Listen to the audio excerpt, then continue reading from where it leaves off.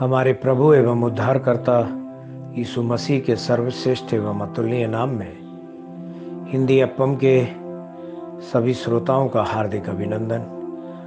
आज दिनांक 21 नवंबर दिन शनिवार सन 2020 का मनन के लिए पाठ।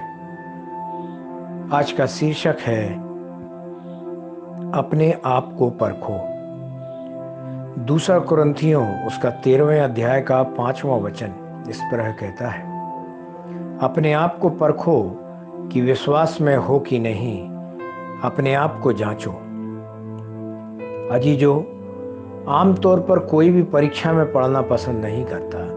लोग हमेशा परीक्षाओं और संघर्ष से बचना पसंद करते हैं।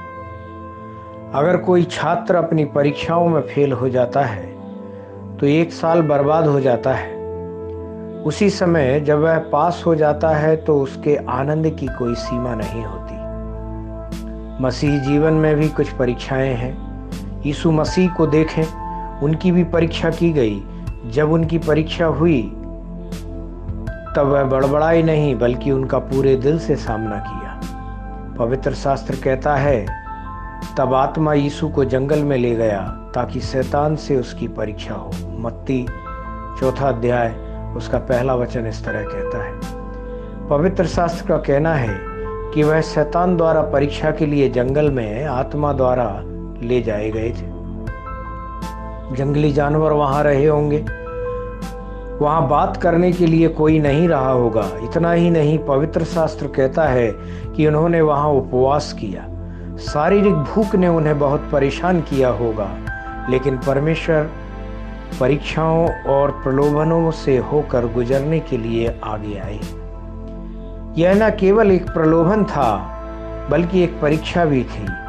शैतान ने उन्हें परखने और लुभाने की कोशिश की। यहाँ उनके विश्वास का परीक्षण किया गया और हर तरह से लुभाया गया। जब उन्होंने उन परीक्षाओं और प्रलोभनों पर जीत हासिल की तो उन्होंने पवित्र आत्मा के वरदान और सामर्थ्य असीमित रूप में प्राप्त किया।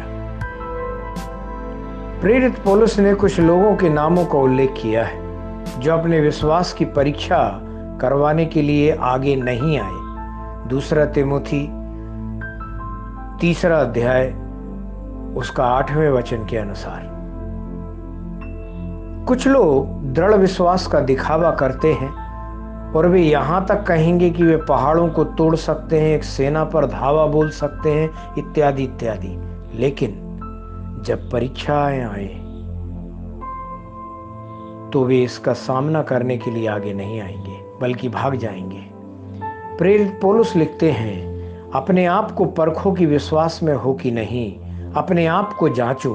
क्या तुम अपने विषय में यह नहीं जानते कि यीशु मसीह तुम में है?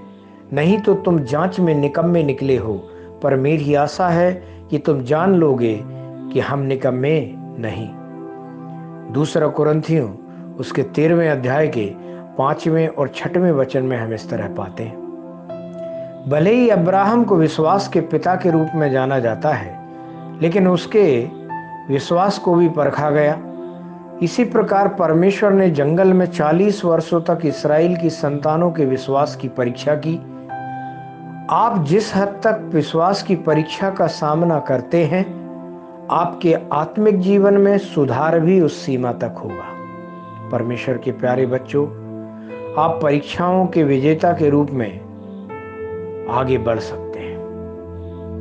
ध्यान करने के लिए जो वचन लिया है, याकूब उसका 1 अध्याय उसका 2 और 3वां वचन, जहां इस तरह हम पाते हैं, जब तुम नाना प्रकार की परीक्षाओं में पड़ो तो इसको पूरे आनंद की बात समझो, यह जानकर कि तुम्हारे विश्वास के परखे जाने से धीरज उत्पन्न होता है। परमेश्वर इन वचनों के सुनने पर आपको आशीषित करे।